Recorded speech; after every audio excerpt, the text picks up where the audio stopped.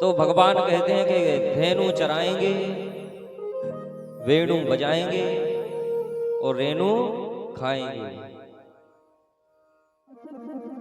आज भगवान ब्रज की मिट्टी को खा रहे हैं और जैसे ही मिट्टी खाई, एक ग्वाल दौड़ा दौड़ा मैया यशोदा के पास गया। मैया, तेरे लाला ने मिट्टी खा ली। मैया ने हाथ में छड़ी ली और दौड़ी दौड़ी कन्हैया के पास आ गई। क्यों लाला, मिट्टी खाई?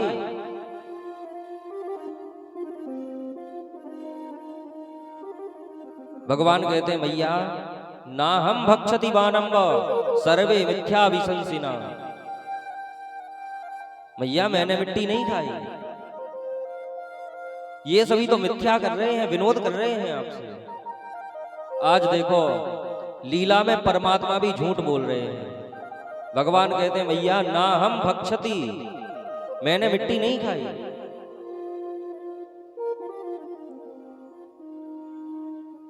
मैया बोली, क्यों ग्वाल वालों, झूठ बोल रहे हो हमसे? ग्वाल वाल बोले, मैया हमारे सामने इसने मिट्टी खाई। मैया बोली, अच्छा। बलराम जी से पूछती है, बलराम तू बता, कन्हैया ने मिट्टी खाई? बलराम जी बताने ही वाले थे, इतने में भगवान बोले, देखो बलराम जी, अगर आप हमारे बारे में बता दोगे ना मैया को, तो मिट्टी खाने पे क्या होगा, थोड़ी सी डांट पड़ जाएगी। लेकिन हमने अगर मैया को बता दिया कि हम तो मिट्टी खाते हैं, लेकिन दाऊ दादा तो भांग को गोला खावे, तो बोले फिर आपका क्या होगा? बोले हम तो बच जाएंगे, लेकिन आप में डंडे पड़ जाएंगे। बलराम जी बोले, मैया मैं तो अभी अभी यहां आया हूं, मुझे कुछ भी नहीं पता। मैया कहती है, रुको मैं ही देख लेती हूं।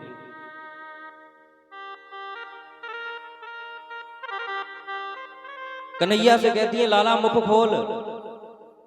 और जैसे ही भगवान अपना मुख खोलते हैं, भगवान के मुख में मैया को समस्त ब्रह्मांड के दर्शन हो जाते हैं। जैसे ही ब्रह्मांड के दर्शन मैया को भगवान के मुख में हुए, मूर्छित होकर के पृथ्वी पर गिर पड़ी। कुछ देर बाद मूर्छा खुली,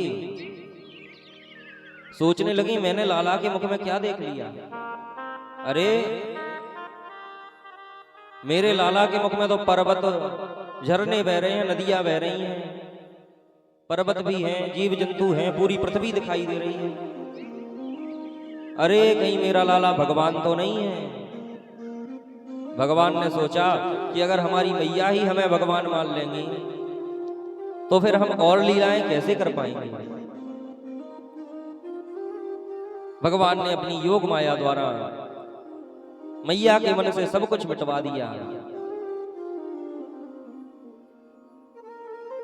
जैसे ही मैया ने दोबारा कन्हैया का मुख खोल करके देखा, देखती हैं कि अब कन्हैया के मुख में कुछ नहीं है। सोचने लगी, अब मैं बूढ़ी हो गई हूं, शायद इसलिए कुछ भी दिख जाता है।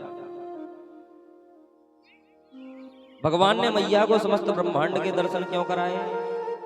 भगवान ने सोचा कि हमारी मैया हो गई हैं बूढ़ी, अब हमारी बेचारी बूढ़ी मैया कहीं तीर्थ स्थान पे तो जा नहीं सकती दर्शन करने के लिए, तो यहीं बैठे बैठे ही इनको पूरे ब्रह्मांड के दर्शन कराए देते हैं। अच्छा, भगवान ने ब्रज की मिट्टी क्यों खाई? भगवान कहते हैं कि भक्त जितना मुझे मानता है, उतना ही मैं भक्त को भी मानता हूं। कहते हैं कि भक्त मेरा चरणामृत पीता है, मेरे चरणों का धुला हुआ जल वो पान कर लेता है। तो भगवान भी कहते हैं कि ये जो ब्रज रज है, इस पर मेरे भक्तों के पैर पड़े हैं, चरण पड़े हैं, तो मैं भी इस ब्रज रज को खा करके अपने हृदय में धारण कर लूंगा। आज भक्तों की चरण धूलि को भगवान ने उठा करके मुख से खाया और हृदय में धारण कर लिया। बोलिए भक्त वत्सल भगवान की जय हो। भगवान थोड़े से और बड़े हुए, अनेक लीलाएं करते जा रहे हैं। श्री सुखदेव जी महाराज से राजा परीक्षित पूछते हैं कि गुरुदेव, नंदा किं करोत् ब्रह्मन् श्रिय एवं महोदयम् यशोदा च महाभागा पपौ यस्यास्तनं हरि। कहते हैं कि महाराज नंद और यशोदा ने ऐसे कौन से पुण्य किए थे कि भगवान ने अवतार तो लिया देवकी वसुदेव के यहाँ, लेकिन स्तनपान किया मैया यशोदा का, पालन पोषण का सौभाग्य महाराज नंद को प्राप्त हुआ। तो श्री सुखदेव जी महाराज कहते हैं, राजन द्रोणो वशूनां प्रवरो धरया सहभार्यया करिष्यमाण आदेशान् ब्रह्मणस्तमुवाच।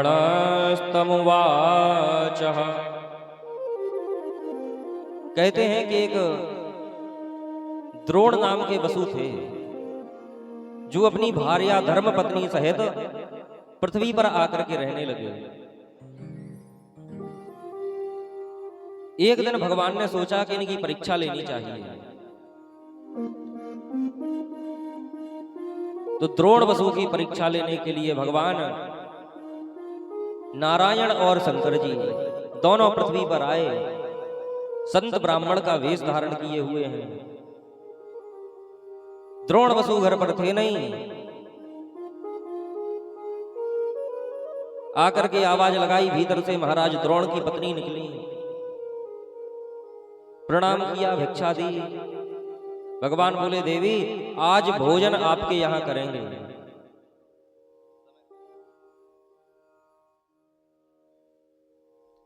कहते हैं कि आज भोजन आपके यहां करेंगे। भीतर जाकर के देखा तो घर में खाने के लिए कुछ भी नहीं था। एक दुकानदार के पास गई, जाकर के उससे थोड़ा सा राशन मांगा, अन्न मांगा, लेकिन पैसे नहीं थे, इसलिए उसने अन्न देने से मना कर दिया। जब अन्न देने से मना किया, कहने लगा कुछ तो मेरे पास गिरवी रख करके जाओ। तो जो द्रोण वसु की पत्नी है वो दिखने में बड़ी सुंदर है, अपना एक स्तन काट के उसके पास गिरवी रख दिया। थोड़ा सा अन्न लेकर के आई, भोजन बनाया। इतने में द्रोण आ गए। द्रोण ने दोनों ब्राह्मणों को भोजन परसा, भोजन कराया। लेकिन जब भगवान अपने भक्त की परीक्षा लेते हैं तो बहुत ही कठिन लेते हैं। जब जीवन में कोई आपत्ति आए ना, दुख आए, तो समझ लेना कि भगवान अब हमारी परीक्षा ले रहे हैं। भगवान ने इतना भोजन किया कि पूरा भोजन समाप्त हो गया। भगवान कहते हैं और लाओ। द्रोण वसु की पत्नी दोबारा दुकानदार के पास गई, दूसरा स्तन काट के उसके पास गिरवी रख दिया और राशन लेकर के आई, भोजन बनाया, भगवान को भोजन कराया। मूर्छित होकर के रसोई में गिर पड़ी।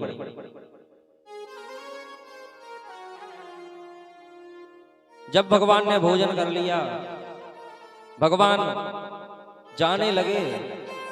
द्रोण वसु से कहा, महाराज तुम्हारी पत्नी कहाँ है? द्रोण वसु ने पूरी बात बताई। भगवान रसोई में गए, अपने स्वरूप में आ गए, योग माया को आदेश दिया, तो द्रोण वसु की पत्नी ज्यों की त्यों हो गई। भगवान बोले, देवी तुमसे हम बहुत प्रसन्न हैं, मांगो क्या वरदान मांगती हो। वो कहती है, महाराज आपको भोजन कराने के लिए हमने आज अपने स्तन काट के गिरवी रखे हैं, तो प्रभु आप हमारे पुत्र बन करके आना और हमारे स्तनों का पान करना। तब भगवान कहते हैं कि देवी तुम्हारे यहाँ पुत्र बन करके तो नहीं आएंगे, द्वापर में हमारा अवतार होगा देवकी वसुदेव के यहाँ, लेकिन हमारा पालन पोषण तुम्हारे यहां होगा।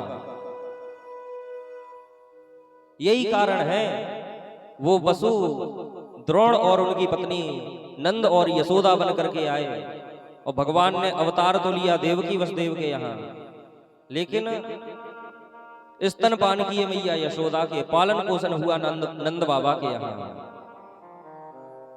आइए सभी लोग एक छोटे से भजन का आनंद लें, उसके बाद फिर आगे की कथा होगी।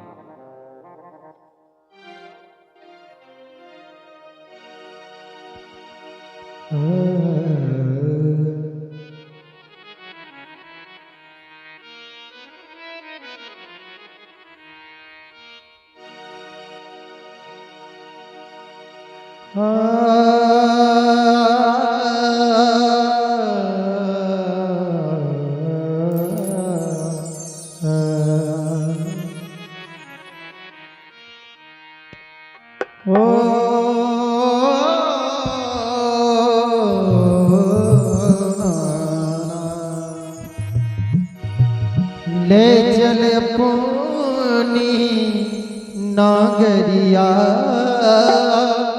हो अवध बिहारी सावरिया, अवध बिहारी सावरिया, अवध बिहारी सावरिया। ले चल अपनी नागरिया, ले चल अपनी नागरिया, अवध बिहारी सावरिया, अवध बिहारी सावरिया।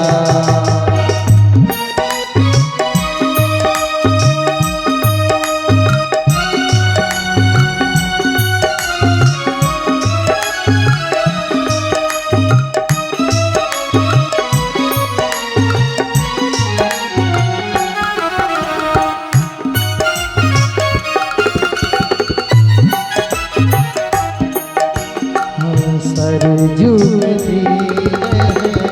अवध नगरिया, सरजू तीर है अवध नगरिया, संत भरे जहाँ गागरिया, संत भरे जहाँ गागरिया, अवध बिहारी सावरिया, अवध बिहारी सावरिया।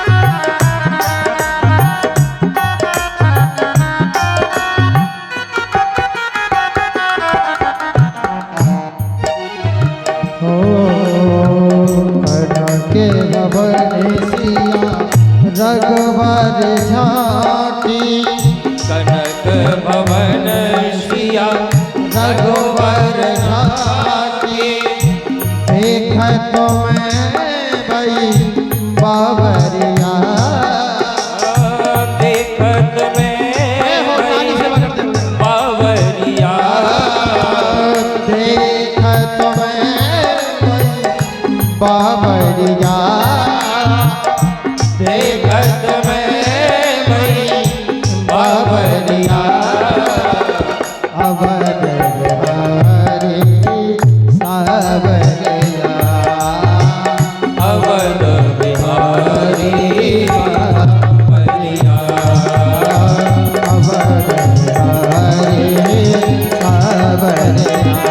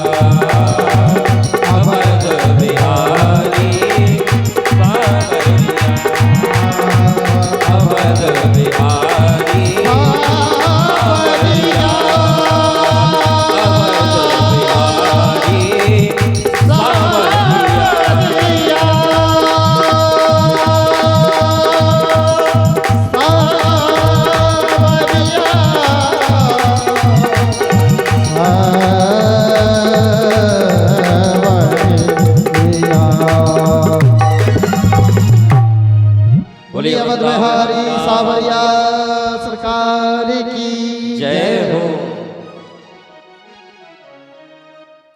भगवान थोड़े से बड़े हुए अनेक अनेक लीलाएं करते जा रहे हैं। एक दिन भगवान ने सभी ग्वाल वालों को अपने साथ में एकत्रित किया। भगवान कहते हैं, ग्वाल वालों, तुम्हें पता है हम लोग इतने कमजोर क्यों हैं? ग्वाल वाल बोले, कन्हैया हमें नहीं पता। बोले, अरे हमारे घर का जो ओरिजिनल माखन है ना, प्योर प्योर, वो तो मथुरा चला जाता है बिकने के लिए। वो जो नीचे का पानी पानी सा रहता है वो हमें मिलता है खाने के लिए। इसीलिए कोई ऐसी व्यवस्था करो कि अब हमारा माखन मथुरा ना जा पाए। ग्वाल वाल बोले, कन्हैया इसमें हम क्या कर सकते हैं? भगवान बोले, एक काम करो, माखन चुराना प्रारंभ कर दो। भगवान कहते हैं, माखन चुराना प्रारंभ कर दो।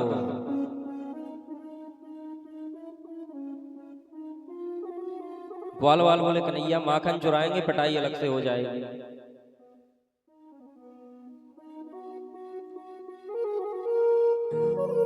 कन्हैया कहते हैं, देखो अगर किसी भी चीज की शुरुआत करो तो अपने घर से करो। अगर अपने घर में उस काम में सफल हो जाओ तो फिर बाहर करो। बोले, अगर चोरी करनी है तो सबसे पहले अपने घर करो, फिर जाकर के दूसरों के घर करेंगे। ग्वाल वाल बोले, चलो ठीक है। सभी ग्वाल वाल अपने अपने घर गए, माखन चोरी करना प्रारंभ कर देते हैं। माखन चोरी करते हैं, कुछ पकड़े गए, कुछ नहीं पकड़े गए। जो पकड़े गए उनमें डंडे पड़े, और जो नहीं पकड़े गए वो अपनी खुद की पीठ थपथपाते हुए आए। बोले, बारे हम, किसी ने हमें पकड़ ही नहीं पाया माखन चुराते हुए। कन्हैया के पास में आए, कन्हैया कोई नहीं पकड़ पाया हमें। कुछ आए, बोले कन्हैया पकड़े गए सो डंडा पड़ गए। भगवान बोले, चिंता मत करो, आज से सभी गोपियों के यहां माखन चुराने के लिए जाएंगे। और भगवान माखन चुराने के लिए जाते हैं। अपने साथ में समस्त ग्वाल वालों की मंडली लिए हैं। अब तो गोपियां भगवान से परेशान हो गईं। एक दिन मैया यशोदा सवेरे से देखती हैं कि 2-4 गोपियां चली आ रही हैं। मैया ने देखा, सोचने लगी, आज ना तो हमारे घर पे कीर्तन है, न सत्यनारायण की कथा है, ये गोपियां हमारे घर क्यों आ रही हैं? ये गोपियां हमारे घर क्यों आ रही हैं?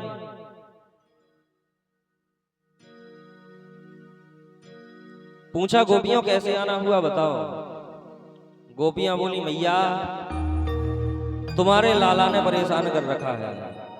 मैया बोली, क्यों? अरे हमारे घर पे आता है और माखन चुरा करके भाग जाता है, माखन खा जाता है। मैया बोली, गोपियों क्यों मजाक करती हो? अरे हमारे घर पर माखन की कोई कमी है क्या, जो हमारा लाला तुम्हारे यहां माखन चुराएगा? कहते हैं कि जब कन्हैया का जन्म हुआ तो नंद बाबा ने 1 लाख गाय तो ब्राह्मणों को दान की थी। और ऐसी वैसी गाय नहीं, जिनके सींग स्वर्ण से मड़े हुए थे, सोने से, और खुर चांदी से मड़े हुए थे। ऐसी 1 लाख गाय दान की थी। तो सोचो, जो व्यक्ति 1 लाख गाय दान कर सकता है, उसके पास में कितनी गैया होंगी और कितना दूध दही होता होगा उसके घर में। मैया कहती है, हमारे घर में दूध दही की कोई कमी है क्या, जो हमारा लाला तुम्हारे यहां माखन चुराने के लिए जाएगा? गोपियां कहती हैं, मैया बड़ा परेशान कर रखा है तुम्हारे लाला ने। एक गोपी कहती है, मैया तुम्हारा लाला हमारे घर जाता है, हमारे छोटे छोटे से बछड़ों को छोड़ देता है। मैया बोली, गोपियों, बछड़े को छोड़ देता है तो तुम्हारे घर के कामों में हाथ ही तो बटाता है। वो बछड़ा छोड़ता है, तुम जाकर के दौनी कर लिया करो।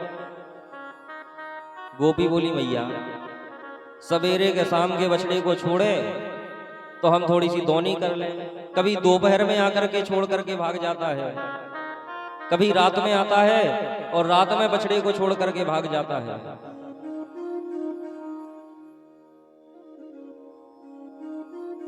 गोपियां खूब शिकायत कर रही हैं, लेकिन मैया को गोपियों की बात पर कोई भरोसा नहीं होता है। अब तो कन्हैया सब गोपियों के यहां जाते हैं और जाकर के माखन चुराते हैं। कुछ गोपियां शिकायत करने के बहाने आती हैं, कुछ गोपियां भगवान के दर्शन करने के लिए आती हैं। कुछ तो प्रार्थना करती हैं कि प्रभु कभी ऐसा समय आए कि आप हमारे यहां माखन चुराने के लिए आओ। कुछ वाकई में परेशान हैं, क्योंकि जितना माखन खाते नहीं है उससे ज्यादा बर्बाद करते हैं। पेट भर के पहले खा लिया और फिर मटकी में एक डंडा मारा, और खुद खाते सो खाते, साथ में जानवरों को भी खिलाते।